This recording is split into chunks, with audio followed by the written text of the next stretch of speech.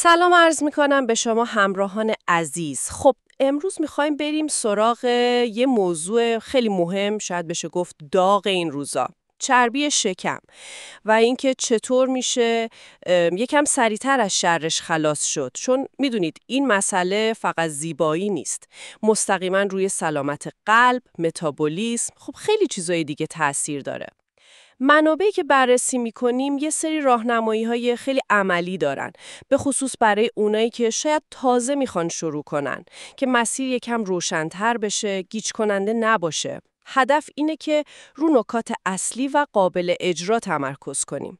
خب بیاین یه نگاه عمیق‌تر بندازیم به این راهکارها و برای اینکه این زوایا رو بهتر بشکافیم، امروز یه کارشناس خبره کنارمون هستن که کمک میکنن جزئیات رو بهتر درک کنیم. میخوایم ببینیم این منابع چطور توضیح میدن که ترکیب رژیم کم کربوهیدرات، همون کتوژنیک معروف، با روزه‌داری متناوب چطور میتونه دقیقاً چربی شکم رو هدف بگیره. سلام به شما شنونده گرامی، خیلی خوشحالم که این فرصت هست. ببینید، اساس تمام این روش‌ها راستش روی یه اصل کلیدی میچرخه. اینکه سطح انسولین رو تا جای ممکن پایین بیاریم. وقتی انسولین میاد پایین، بدن شما دیگه از قند به عنوان سوخت اصلی استفاده نمیکنه. شیفت میکنه به سمت چربی سوزی. به این حالت میگیم کتوزیس. که خب توی این حالت کتون‌ها تولید میشن که محصول جانبی چربی سوزی هستن. هرچی کتون بیشتر باشه، یعنی چربی بیشتری داره میسوزه. و نکته جالبش اینه که این نوع چربی سوزی انگار تمایل داره چربی‌های دور شکم رو آب کنه. امروز می‌خوایم 5 تا نکته کلیدی و عملی رو بگیم که شاید عصاره تجربه عملی باشه و تو کتابای تئوری صرف پیدا نشه. بسیار خوب. پس کلید ماجرا انسولینه. عالی. بریم سراغ نکته اول که کربوهیدرات هاست. خب معمولاً میگن گرم کربوهیدرات رو بشمارید، که خب کار سختیه، خسته کننده هم هست.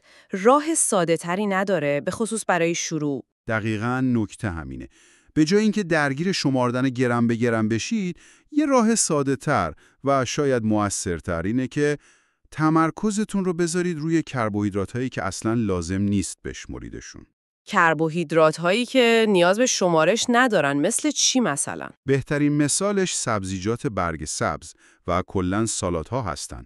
چرا؟ چون سالاد عمدتاً فیبره و فیبر تنها کربوهیدراتیه که تقریباً تأکید میکنم هیچ اثری روی انسولین نداره. پس با خیال راحت میتونید سالاد بخورید. توصیه مشخصی که هست روزانه حداقل 7 فنجان سالاده. 7 فنجان؟ به نظر خیلی زیاد میاد. یعنی این همه سالاد فقط برای اینکه کربوهیدرات نخوریم؟ نقش دیگه‌ای هم داره؟ سوال خیلی خوبیه. بله، دقیقاً. فقط برای پر کردن معده نیست. ببینید، ما دنبال نسخه سالم کتوزیس هستیم. یعنی همزمان که انسولین پایینه، باید مواد مغذی لازم رو هم بگیریم. سالادهای متنوع، پر از پتاسیم، منیزیم، ویتامین C، ویتامین K1، فولات و کلی فیتونوترینت‌های مفید هستند. این مواد مغذی به خصوص پتاسیم و منیزیم خیلی کمک میکنن که اون عوارض اولیه کتو مثل گرفتگی عضلات پا، آهان، همون کرمپ کتو که میگن؟ بله، یا خستگی و حالتهای شبیه سرماخوردگی که بهش میگن کتوفلو اتفاق نیفته یا خیلی خفیف باشه. در واقع این حجم سالاد به بهبود حساسیت به انسولین و حتی افزایش انرژی هم کمک میکنه. یه نکته هم در مورد سس سالاد بگم، حواستون به سس‌های آماده باشه، خیلیاشون شکر پنهان دارن. پس باید برچسبش رو بخونیم. دقیقاً. دنبال سس‌هایی باشید که کربوهیدراتشون خیلی کمه، زیر 1 گرم. یا بهتر از اون خودتون با روغن زیتون و سرکه و ادویه درست کنید. پس این سالاد زیاد هم جلوی کربوهیدرات رو میگیره، هم کلی ویتامین و مواد معدنی میده که بدن اذیت نشه. خیلی منطقیه کاملا.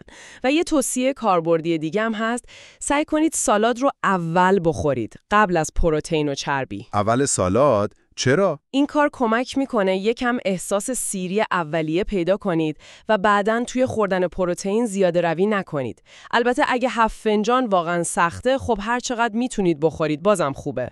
میشه از پودرهای الکترولیت خوب هم کنارش کمک گرفت، مخصوصاً اوایل. متوجه شدم. پس قدم اول مدیریت هوشمندانه کربوهیدرات با تمرکز روی سالادهای پروپیمون. خب حالا میرسیم به پروتئین. اینجا قضیه چطوریه؟ مقدارش، نوعش؟ بسیار خوب. برای مقدار پروتئین یه راهنمای کلی و عملی که میگن اینه. حدوداً به اندازه کف دستتون در هر وعده. البته این یه نقطه شروعه. باید ببینید بدنتون چطور جواب میده. اونی که درشتره یا جوونتره شاید یکم بیشتر لازم داشته باشه. اونی که سنش بالاتره یا متابولیسمش کمتره شاید یکم کمتر. باید به بدنتون گوش بدید. و اگه مقدارش درست نباشه چی؟ زیاد یا کمش مشکل سازه؟ بله، هر دو طرفش. پروتئین خیلی زیاد به خصوص اوایل میتونه سرعت ورود به کتوزیس رو کم کنه. یه حس رخوت و سنگینی بده. پروتئین خیلی کم هم خوب نیست. باعث خستگی و حتی تحلیل عضله میشه در دراز مدت. اما شاید مهمتر از مقدار، نوع پروتئینه. برخلاف خیلی از رژیم‌های لاغری، اینجا توصیه میکنن که دنبال پروتئین کم چرب نباشید. واقعاً؟ یعنی پروتئین پرچرب بخوریم؟ دقیقاً، پروتئین هایی که به طور طبیعی چربی بیشتری دارن. مثلا گوشت چرخ کرده پرچربتر، ماهی‌های چرب مثل سالمون، ساردین یا مثلا ران مرغ با پوست و چربیش. این خیلی جالبه. معمولاً تو رژیم‌ها اولین چیزی که حذف میکنن چربیه. چرا اینجا برعکسه؟ این پروتئین پرچرب چطور به اون قضیه انسولین کمک میکنه؟ نکته ظریفش همینه. ببینید، پروتئین مخصوصاً اگه خیلی خالص و کم چرب باشه، مثل پودرهای پروتئین وی که اینجا اصلاً توصیه نمیشن، اینا میتونن انسولین رو یه مقدار تحریک کنن. اما وقتی چربی همراه پروتئین هست، این پاسخ انسولینی کمتر میشه. یعنی انسولین کمتر بالا میره. به خاطر همینه که میگن مثلا اون چربی دور استیک رو هم بخورید یا گوشت با درصد چربی بالاتر استفاده کنید. این چربی همراه پروتئین کمک میکنه انسولین پایین بمونه و چربی سوزی ادامه پیدا کنه. پس نکته دوم شد پروتئین کافی ولی از نوع چربتر. این خیلی متفاوت با تصور رایجه. بله، دقیقاً. خب این بحث پروتئین پرچرب خودش ما رو میرسونه به نکته سوم که خود چربیه. گفتید چربی همراه پروتئین خوبه، اما ظاهراً منابع میگن اول کار حتی چربی بیشتری هم اضافه کنیم به غذا. این دیگه واقعاً برای کسی که میخواد چربیاب کنه عجیب به نظر میرسه. این استراتژی چیه و چه ربطی به روزه‌داری متناوب داره که اشاره کردید؟ کاملا درسته. و اینجاست که قضیه خیلی جالب میشه. استراتژی چربی به خصوص اول کار برای تازه کارا یکم فرق داره. توصیه اینه که اولش آگاهانه مقدار چربی سالم توی هر وعده رو بیشتر کنید. چطوری؟ مثلا مغزهای پرچرب مثل گردوی آمریکایی یا ماکادمیا بیشتر بخورید. زیتون، آووکادو، روغن زیتون بیشتر روی سالاد، حتی روغن MCT که یه نوع چربی خاصه و سریع انرژی میده. خب چرا هدف از این چربی اضافه اول کار چیه دقیقاً؟ هدفش اینه که ورود به مرحله بعدی، یعنی روزه‌داری متناوب یا همون IF رو راحت تر کنه. Intermittent fasting. چربی سیر کننده ترین ماده غذاییه. وقتی چربی بیشتری میخورید، مدت طولانی تری سیر میمونید. این باعث میشه گرسنگی و اون هوس‌های غذایی شدید کمتر سراغتون بیاد. آها، پس این چربی اضافه مثل یک کمک اولیه است برای اینکه بتونیم راحت‌تر روزه بگیریم و گرسنه نشیم. دقیقاً، کمک میکنه اون بازه‌های غذا نخوردن رو راحت‌تر تحمل کنید و الگوی IF رو پیاده کنید. پس هدف اولیه از این چربی اضافه لزوماً کاهش وزن سریع تو همون چند روز اول نیست. هدفش اینه که بدن سازگار بشه، آماده بشه برای IF. حالا این IF یا روزه‌داری متناوب چرا انقدر مهمه؟ ترکیبش با کتو چی کار میکنه؟ ببینید، ترکیب کتو، کم کربوهیدرات با IF، طولانی کردن زمان ناشتایی، یکی از قوی‌ترین استراتژی‌ها برای آب کردن چربی‌های شکم به خصوص چربی‌های مقاومه. تو IF شما پنجره زمانی غذا خوردن رو محدود می‌کنید. ساده ترینش اینه که مثلا صبحانه نخورید. اولین وعده ساعت 12 ظهر، دومی وعده 6 عصر. این میشه الگوی 16 و 8. میتونید این پنجره رو به تدریج کوتاه‌ترم بکنید، حتی برسید به یک وعده در روز یا اومد. One meal a day. بله، این زمان ناشتایی طولانی تر به بدن فرصت میده انسولین رو برای مدت خیلی بیشتری پایین نگه داره و وارد فازهای عمیق‌تری از چربی سوزی بشه. جالبه بدونید با IF معمولاً سطح کتون ها هم بالاتر میره که یعنی چربی سوزی مؤثرتر. این ترکیب کتو و IF واقعا قدرتمند به نظر میاد. اما گفتید یه قانون خیلی حیاتی توی IF هست که خیلی روز تاکید میشه. اون چیه؟ بله، یه قانون طلایی فوق‌العاده مهمه و شاید بشه گفت کلید موفقیت توی این روشه. اگه گرسنه نیستی، غذا نخور. اگه گرسنه نیستی، نخور. به همین سادگی. یعنی حتی اگه وقت وعدمون شده باشه ولی حس گرسنگی نداشته باشیم، دلیلش خیلی ساده است. هر بار شما چیزی میخورید، هر چیزی، حتی یه وعده کاملا کتو و سالم، بدنتون انسولین ترشح میکنه. انسولین هم سیگنال ذخیره سازیه. فرایند چربی سوزی یعنی کتوسیس رو متوقف میکنه. حالا فکر کنید بدن شما بالاخره عادت کرده، داره چربی خودش رو میسوزونه، برای همین شما اصلا گرسنه نیستید. خب چرا باید با غذا خوردن این چرخه عالی چربی سوزی رو متوقف کنید؟ وقتی گرسنه نیستید، یعنی بدن فعلا به انرژی از بیرون نیاز نداره. پس باید بهش اجازه بدیم به کارش ادامه بده و چربی بسوزونه. دقیقاً، بذارید چربی‌های ذخیره شده رو بسوزونه. خیلی‌ها این اشتباه رو میکنن که طبق عادت یا ساعت غذا میخورن، نه طبق حس واقعی گرسنگی. این واقعا یه تغییر نگرشه، اعتماد به سیگنال بدن. خب گفتید اول کار چربی رو زیاد میکنیم که به IF عادت کنیم. بعدش چی؟ همینطور چربی زیاد بخوریم؟ سوال خیلی خوبیه. نه لزوماً. اینجا استراتژی چربی 2 مرحله داره. مرحله اول همون افزایش چربی برای تسهیل IF بود. اما وقتی بدن عادت کرد، یعنی دیگه اون گرسنگی‌های شدید رو ندارید، هوس‌هاتون کنترل شده، بدن راحت وارد چربی سوزی میشه. حالا وقتشه که مصرف چربی‌های اضافی رو یکم بیارید پایین. چربیای اضافی یعنی چی دقیقاً؟ منظورم اون چربی‌هاییه که جداگونه اضافه می‌کردید. مثلا روغن MCT اضافه یا خوردن یه مشت آجیل فقط برای بالا بردن چربی. چرا باید کمش کنیم؟ چون بدن به خصوص اگه متابولیسم کندی داشته باشید، اول چربی که از غذا میاد رو میسوزونه تا وقتی کلی چربی از بیرون بهش برسه، کمتر میره سراغ چربی‌های ذخیره شده خودش، مثل چربی شکم. آها، پس برای اینکه بدن بره سراغ چربی‌های خودمون، باید چربی بیرونی رو کمتر کنیم. دقیقاً، چربی اضافی رو کم کنید. اون چربی که طبیعی همراه پروتئینه، مثلا تو گوشت یا مرغ با پوست، یا چربی آووکادو و زیتون که تو وعده هست، معمولاً کافیه. بازم تأکید میکنم، هدف رژیم کم چرب نیست. فقط نباید تو مصرف چربی اضافه زیاده روی کرد. گرفتم. پس یه تنظیم هوشمندانه لازمه. اول زیاد برای عادت کردن، بعد کم کردن اضافه ها برای سوزوندن چربی بدن. خب، اینم نکته سوم.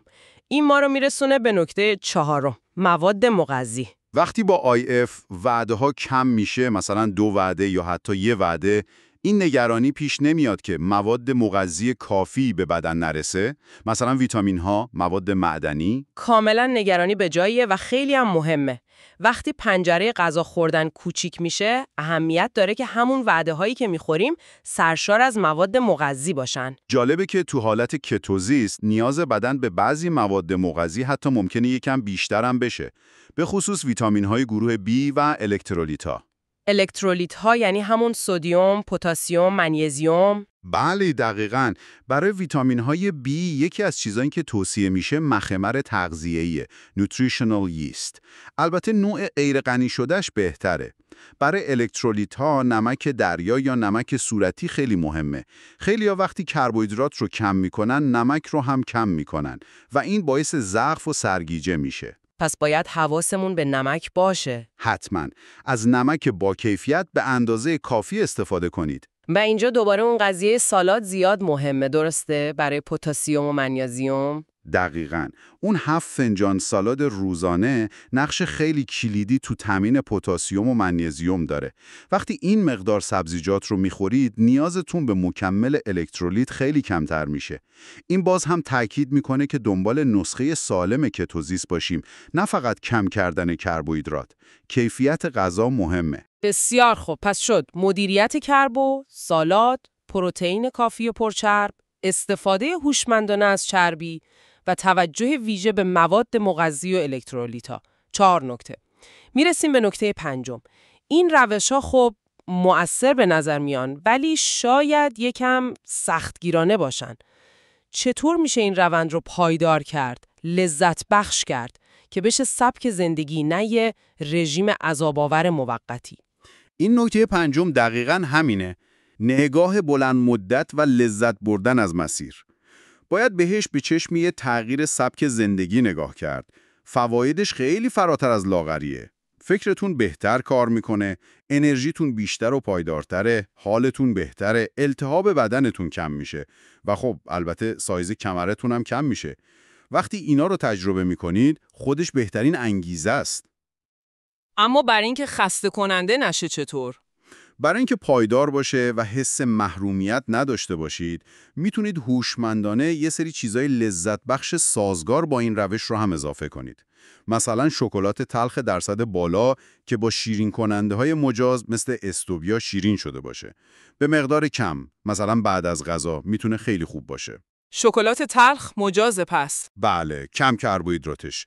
یا مثلا گاهی اوقات، نه هر روز، میتونید دسره خیلی کتوژنیک خوشمزه درست کنید. کلی دستورای خوب برای کیک، بستنی و پودینگ کتو هست.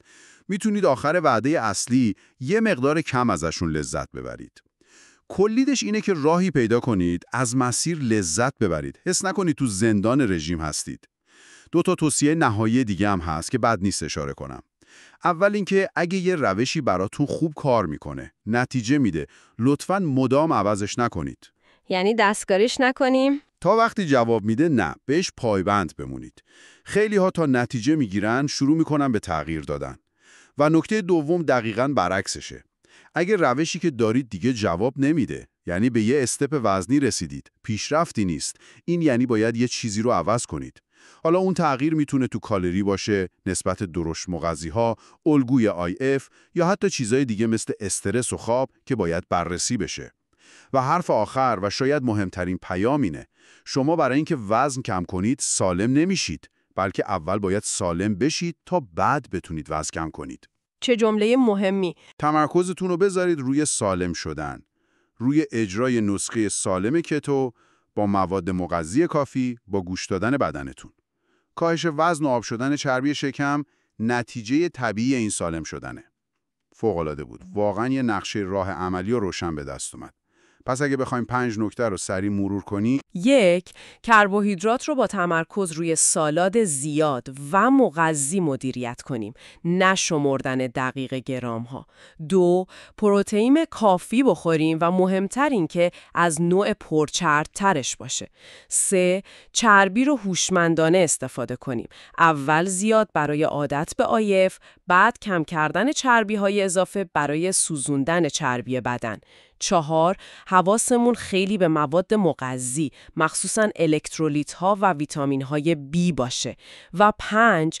این مسیر رو با نگاه بلند مدت، لذت بردن از فواید و اضافه کردن هوشمندانه لذت های کوچیک پایدار کنیم. و هدف اصلی همونطور که از اول گفتید، پایین نگه داشتن انسولین با ترکیب کتو و روزه‌داری متناوبه. خب همه اینها برای شما شنونده عزیز چه معنایی داره؟ اینا مراحل مشخصی هستن که میتونید امتحان کنید، شروع کنید یا اگه شروع کردید بهینش کنید و ببینید بدنتون چطور جواب میده و شاید به عنوان یه فکر نهایی بد نباشه دوباره به اون قانون طلایی فکر کنیم: اگه گرسنه نیستی نخور. شاید یه فرصتی باشه که یکم عمیق‌تر نگاه کنیم به الگوهای غذا خوردنمون. چقدرش واقعاً گرسنگیه؟ چقدرش عادته؟ یا از روی استرسه؟ یا بی‌حوصلگی؟ یا فقط چون وقتشه؟ یاد گرفتن دوباره گوش دادن به بدن، فرق گذاشتن بین گرسنگی واقعی و هوس یا عادت، این نه فقط برای وزن، که برای داشتن یه رابطه سالمتر با بدنمون و سلامتی کلی، یه مهارت واقعاً کلیدی و ارزشمنده. بسیار از شما ممنونم برای این توضیحات عالی، کاربردی و شفاف. و از شما شنونده گرامی هم که تو این بررسی عمیق همراه ما بودید، خیلی متشکرم.